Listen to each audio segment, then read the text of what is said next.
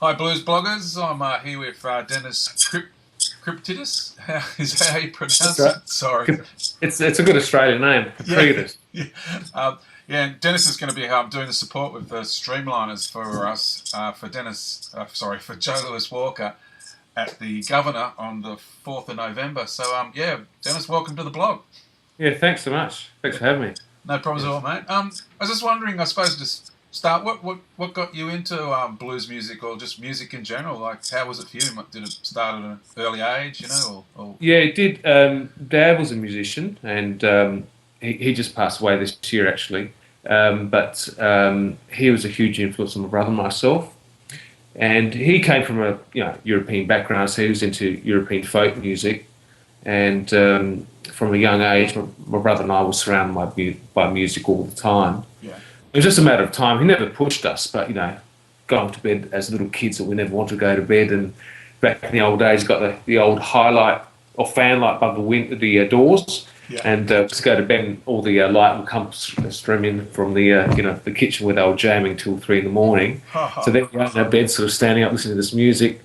Mum was wondering why we were so tired in the morning because we never got any sleep. But look, yeah, it came from that, and so from a really young age of I think about 7 or 8, both my brother he's a bit older than me, got into music, Yeah. and we played traditional sort of folk European music, either sort of Greek, Slavic, all that sort of stuff, even Arabic sort of music, Oh wow. uh, and yeah, I picked up instruments like bouzouki and all these other traditional Middle Eastern instruments from a Oh, young age.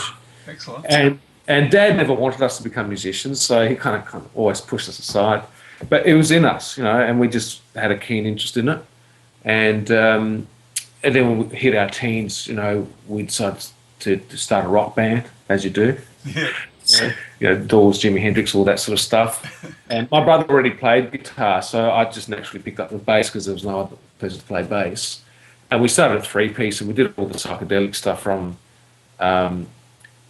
from Robin Trower to, even Mountain, not only, the popular stuff, there's Doors and so forth. We really got into a lot of weird stuff too, Mahogany Rush, Oh, yeah. and we did that for quite a while until our uni days, because we had this sort of psychedelic band that we used to do. It was all improvised on stage. That was our show, an hour of improvisation, which is that's why we were raised, just improvising on songs. But then we found a harmonica player. A long story short, a friend of ours found a harmonica player, and we just disbanded from one of the bands that we had together then. And what do you do with a harmonica player? Um, form a blues band. And long story short, that was probably the birth of the Streamliners, and that was Christ back in 1990. So it's gone back a long time ago. And our first gig was at a someone's birthday party at the back of out in Sticks, and we played in this chicken shed, full of dust everywhere. And there were some notable people in the audience that we just didn't know back then. That now they're prominent venue owners. Oh, And when they came up to us and said, "Oh, we saw your first gig," we thought our first public gig was probably about a few months later, which is part of the Fringe Festival that happened here in Adelaide. And we had a really choice gig. We opened up for Dutch Tildes, oh, and that's when he just came out with that album on Blue Club Records with, I think it's called I Feel the Blues or something. yeah. Just trying to remember the title of it. Yeah, he just came on a huge tour with his new band. And that was a Blues Club Records. That was a label from Melbourne from Barry Hill days. And we did a opening up for him 2 nights in a row. And, what a blues gig to meet Dutch Tildes and all the young tax then, and, Dutch Tildes' voice, and, all the stories and everything else. He Yeah. just... And so when people they're telling us, "Oh, we saw your first live gig," we thought they were talking about that. But then they mentioned about this party without sticks with dust everywhere, all kind of blown away. And these people run prominent sort of venues around here in Adelaide these days. And but we were pretty lucky because when we broke into the scene, there was a really huge, roots soul blues scene happening here. We're working in uni students. We're working kind of 5-6 nights a week. They'd been trying. It was a very vibrant scene here, late 80s to mid 90s, and yeah, and that band, the Streamlines, were a 5-piece, and we were the only band back then doing a lot of the really old Dill stuff, not the Chicago stuff that everyone else was doing, Paul Butterfield. We were doing way back from Sun House to Muddy Waters, and we had a real knack for capturing that sound, and that's what Dutch Tilda loved back then. So, we would capture that, and we sort of concentrated around that sort of real swampy blues. And then the harmonica left after about 3 years, so we picked up a horn section. So we moved from that and went into the kind of the soul bag. We did all the Ray Charles and all that sort of stuff. It was about that time that we started getting some really good supports that were coming through Adelaide. A lot of international blues artists from Buddy Guy, Junior Wells, the Holmes brothers. We were the backing band for Big J McNeely, and also the chromatic harmonica player. I've forgotten his name now. They came as a two. William Clark? No. He influenced William Clark. He's one of the. Okay. It'll come to me in a minute. Anyway, we did heaps. The list goes on. Albert King, we opened up for. But anyone that came through, we just bumped into these people, and it was just a great time for us. And we had a horn section as well, and so it sort of suited the sort of bands that were coming through. And it kind of all stopped after a while, I think, across Australia even, because then you had the huge nightclubs that came out with the hip hop and all that sort of stuff, and a lot of these boutique sort of venues, and even the big venues, kind of closed down because there wasn't that scene anymore. And what that did for us, because we were so busy playing for so many years, is we just took a different path. That we said, okay, this is a good time to probably think about our songwriting and recording. And that's what we did. So we first started doing that in a very lucky way through the meeting of Dutch Tildas and Barry Hill, who ran Blue Club's Records, back in the beginning. They were doing a compilation that came out every year in Australia called Australian Blues. And there's about 4 of them they got up by that stage. And it was a great compilation of 20 songs or 20 artists from around Australia. And they decided to do a concept that rather than doing one of the whole of Australia, they go around every state and do one of every state, which gave an opportunity of 5 bands from that state to put at least 3 or 4 tunes together. And we did the first one back in '94, and you decided to do South Australia first, and we did a compilation called Deep South. I think I might have a... funny enough, this CD here, Deep South. Right? Yeah, cool. So I'm just rearranging my CDs, so I've just moved back into my house, and there's just piles of stuff everywhere. Anyway, it's amazing that's out. That CD there had 4 bands: the Streamliners, the Chris Finland Band, Greg Baker's Blues Party, Double Whammy, Hoi Hoi. And this did us a lot of good because it was released on Blues Club Records and also distributed through, what they called, somewhere along. Anyway, got national distribution. And our song Hummingbird became pretty big back then, all the radio stations around Australia, and to the point that we won Best Blues Band at the Lithgow Blues Festival back in '95. Wow. And that song came runner-up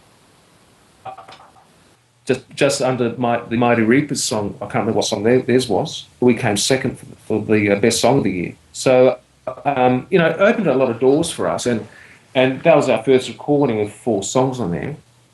Soon after that, about a year later, we did our full LP, and we're about to release our 7th album. Our new one's coming out just as for that tour coming up with Joe Lewis Walker, so we'll have our CD probably for sale on the actual gig. So that's our 7th album now, a studio album.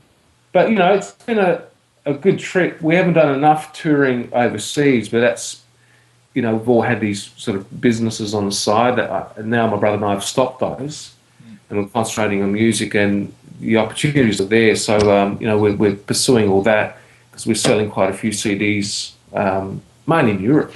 Wow. All the place. Wow, that's cool. So what got you into blues? Like, what What does blues mean to you? You know, like you know how people sometimes, I mean, a good man feeling bad, you know, what you know, and all that kind of caper. Yeah, well, funny enough, because of the music that Nick and I grew up with Dad, the style of music my dad played is called rebetika, which is almost the equivalent of the American blues back in Greece. It was music, you know, in the slums and everything else. And like blues music, it was uplifting music. You know, you sang about your pain and what you went through, your everyday hardship. But through singing that, people rejoiced and kind of can relate to that. Yeah. And I think that's been the magic of any kind of blues form of music. And it doesn't mean the American blues or whatever, any form of indigenous kind of music usually is that. You're talking about hardships. And through that pain, people relate to it because it's everyday occurrence, you know. And that's what had the appeal to us, that it was a pretty kind of honest style of music. So you can talk about your bad times and your happy times. It doesn't mean that blues is just always sad and morbid. Yeah. But through that release of emotion, people can relate to it. So I think that's been the attraction for us. Oh, that's excellent. So do you, what guitars? You know, you obviously play a lot of different instruments by the sounds of things. What are your favourite guitars? You know? That's a hard one. Actually, I've been collecting for quite a few years the old Japanese Ibanez guitars, which are very collectible these days. Yeah, I have one of those. I've had a soft spot for those, and when I was collecting 20 years ago, you can pick them up for $50 or something, you know. Yeah. But now they're just worth a packet because they're pretty much exact copies of, you know, some Defenders and Gibsons. And bass-wise, I mean, I love playing I've got an Ibanez old Thunderbird bass, which I love using. Wow. And that's pretty sought after. But yeah, look, it depends on the gig. You know, I play double bass, and the great thing about supporting some artists, whoever comes through, you know, I get to play all the different kinds of instruments that suit the artist. Like I'm doing a gig with Kevin Borich soon. Yeah, Kevin's a good friend. He's great. Yeah, he's great. He's a great guy. I just met him this year, and he's just such a down-to-earth chap, you know, and that's what I find about what, like I say, most blues musicians, or you know, around that you tend to meet that have been doing it for so long. It's not because they're good that they're still around. It's because they're pretty genuine, you know, and they're pretty humble people. And I think that is a key secret to the longevity of what you do, you know. Yeah. You find the people that are a bit aggressive and a bit, you know, I won't say the word, but they are quite pushy. Yeah. You know, they kind of burn bridges along the way, and as good as they may be, you know, the longevity of what they do might not last as someone that's, you know, really genuine and humble about what they do. And to come across these players, it's great. You know, you just kind of make all these little connections and little projects come out of that sort of stuff. Cool. Yeah, equipment-wise, don't ask me. I'm always chopping and changing. I love anything and everything as long as it sounds good. You know. Yeah, excellent. So, do you have a time when, you know, you thought, like, you know, you're either supporting someone or you're playing a gig and you're just going like, wow, you know, this is, you know, can't get any better than this. This is unreal, you know, this is amazing. This is why I do it, kind of, you know. Yeah, you get some great gigs where, you know, the sound is sounding, everything's just on you know, on the mark, be it sound or visuals or the crowd and stuff. You get a few of those gigs every so often, you know, because everything doesn't go entirely smoothly. I mean, you can play well, but it's just the synergy of when everything comes and meets at a certain point, and you can't pick it. You know, it just, you play well, but you just kind of get some gigs that just, you get things that fall into place. Yeah. Usually they've been at kind of festivals most of the time, because, you know, most of the crowd's sort of pumped up and they've seen such great music and you've sort of been surrounded in that sort of environment. You know, doing supports is really great. And it's usually, you find when you're mingling with other artists, that sort of, those moments happen, because you're not only playing, but you're in the vibe of what's happening around in that environment. And that tends to kind of be very uplifting. Yeah. I mean, there's so many, you know, I mean, if we've got another 3 hours and go through, there's so many memories. But I think in essence, for me, I feel really lucky to be playing with some of these musicians in my band and a few other bands. We've done all these little side projects and to be still playing with these fellas after 25 years, that's a very rewarding thing for me, and you sort of mature as a songwriter, and you realise why you're still playing with these guys. You know, it's just Yeah. great. Would like, is there a funny moment? You know, what I mean, like where you've kind of, I was talking to Mal, and he was playing with Lonnie Mack, and Yeah. and it was an early day, or a long time ago, and he was like, Lonnie Mack just went, rightio, let's pick a song, and he was like, oh blimey, what do I Yeah. do? And he picked a song, but because it kind of caught him off guard, he counted it in wrong, a bit fast, but no one kind of realised it, but Yeah, yeah. but he was like pretty embarrassed about it. I think I would be blimey. Oh, you get moments like that, yeah. Our funniest moments have usually not been on stage. It's been off stage, and one that comes to mind. I remember with the Holmes brothers. Three guys, in their late 50s, and with the promoter and the Streamliners, and I had a friend who was a dedicated driver for them as well. And we said, all right, boys, where do we go for dinner? What do you feel like? We just stand around there typically, and they say, meat and taters. We want some meat and taters. So we just took them to this Grecian, bar that just served nothing but, grilled meat and potatoes, and that's all they'd ate all night, just talking about food, Don't about music, they're just talking about food, And so, but just the way things happen and so forth, you just kind of, got to laugh at it. But there are quite a few moments that, nothing springs to mind right now. But I think that's the icing on the cake. You're playing the music, you're doing what you love, regardless, how the gig goes, whatever. You get technical problems, whatever, but. Having those moments outside of the stage, before and after is pretty funny. Yeah. I remember another one where we played with Junior Wells. Yeah.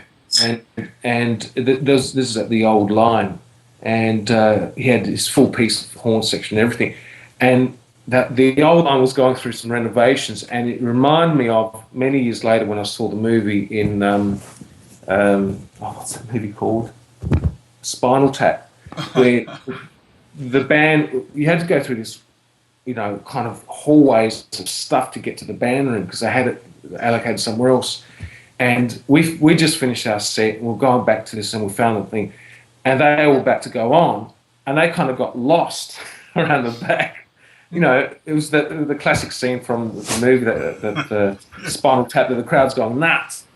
But the crowd was going nuts, but they couldn't get out of the hallways and trying to get to the actual stage, and it took them a good 15 minutes. so just that retrospect of seeing that, and people just don't realise that happens behind stage. And Spinal Tap kind of hit it, didn't it, really? With a lot of things.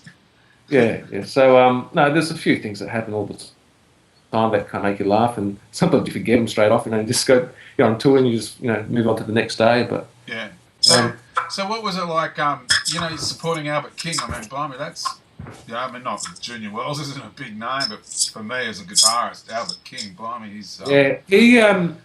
we didn't get much to see him hardly at all. The band came in almost like the last 11th hour, and they just went on stage. Yeah, right. The great thing what Albert was doing, and he had his nephew on guitar at that time, and... I think he had his acoustic amp that he usually plugs in, but he went around the stage, much to the disappointment of the sound guy, and he was yanking out all the cables from the mics on the amps. He didn't want anything mic'd up, and this poor fella had spent the whole afternoon getting a sound check. He had his pipe in his mouth. Yeah. He's just hanging away. You can see the sound guy just pulling his hair. And his amp was allowed to sing on stage, but that's our King. I mean, if you listen to his recordings, you just see him playing guitar and he's singing, and everything else is just bubbling away. Now, that's the sound he gets, and if you don't understand that, I suppose, you wouldn't know that, and so that was pretty funny. Yeah, but, that's cool. But yeah, look, yeah, some people you get to mingle in, some people you don't. You know, we've done a couple of Charlie Musselwhite gigs over the years, and Yeah. um, one that came a long time ago. Mm. But yeah, yeah. Look, I've almost forgotten most of the people. You got to go through your little diary and say, "Oh yeah, that's right." Uh, yeah, so we've been pretty lucky to be honest, and Oh yeah, you know you've been real lucky. You know, it's kind of like you guys have almost been well the go-to band in Adelaide with blues and stuff, isn't it? Like it's pretty good. yeah, yeah, yeah. And you know, like I said, I'm thankful to have people like Nick Kipridis, my brother, and, on guitar. And he's known around by many people. You know, he's a real respectful player and singer. You know, Yeah, and so to be associated with that sort of stuff is a real honour. And you know, all the guys have been in the band. They you know, they're all good in their own right. They're great songwriters. They do other projects on the side. yeah, So it's just a big family tree of stuff that, you know, because we all do so much. You got huge circles of friends, and you just create projects continuously. You know. yeah. Down to the point, you know, I've become a part-time promoter myself, and you know, do festivals because I just want to get a hub of people that we all get together all the time, at least once a year, Yeah, and just get this great vibe happening. Because you know, in today's climate, a lot of venues have sort of closed down, and it's not what it used to be. So you almost got to create your own little scene as well, and yeah, be a lot more proactive than 20 years. And that's been good for me because it's introduced me to people like yourself, yeah, yeah, and a lot of, and it's great to meet people out who are involved in music, but not necessarily, you know, an artist themselves. But that's the other magic part of the whole world, you know, of music. If you don't dwell into that, well, you know, I think you're kind of missing quite a lot in the day. yeah, You know, it's a team effort, and when all people work together, be it venue, artists, you know, promoter, I think they're the most successful gigs because everyone's sort of trying to strive for a common goal. yeah. Well, that's where I'm coming from. You know, like Yeah, obviously I'm here to try and make a bit, but I want to just keep blues alive. You know, because it struggles at times, doesn't it? You know, yeah, like as you're saying, venues it closed, and go does, the and easy way. You know, let's have a one-man band. You know, and all that kind of caper, and it's yeah, just yeah, yeah.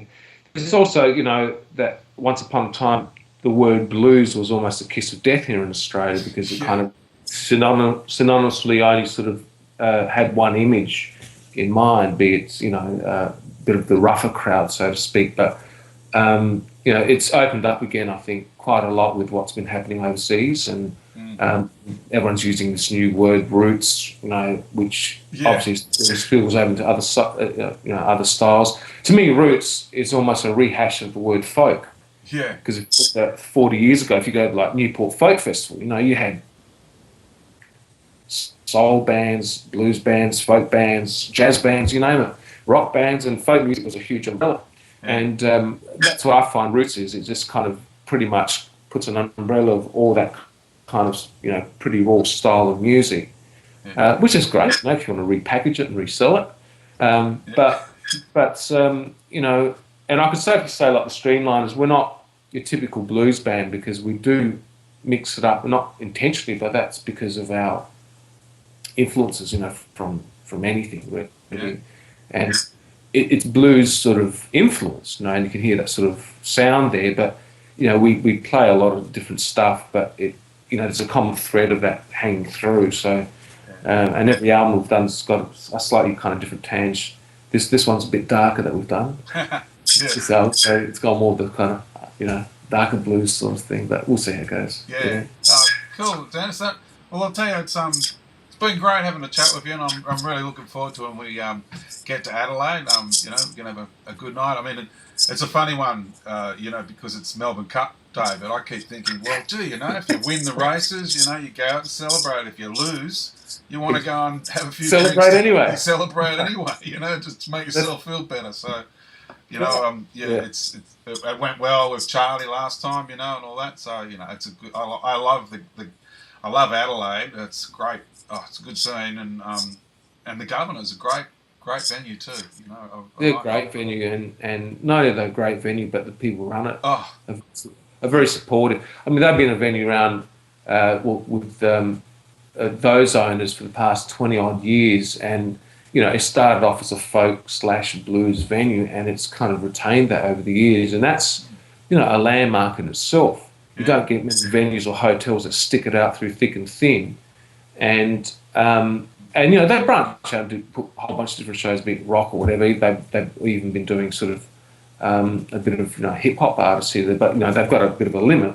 Yeah. But to see some great music coming through that venues, that's been a saviour here in Adelaide. There used to be another one ages ago that closed down, and if it wasn't for them, besides the really huge venues around the place, but the 20,000 capacity thing. Yeah. We wouldn't have the opportunity to see people like Joe Lewis Walker come through and Charlie Musgrave, as you brought before, and thank God they are there, and they're absolutely world class. Yeah, I've got a lot more in store, that's for sure. You wait.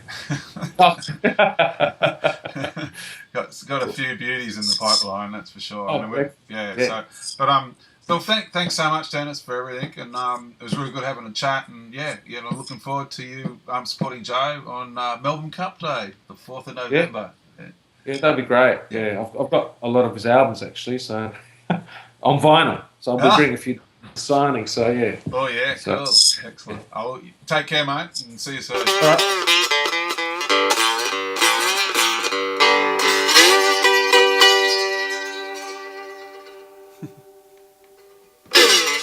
I'm doing these blogs because I love blues music, and I know you guys do too. So let's share it. Share it to all your friends and show them the power of blues music.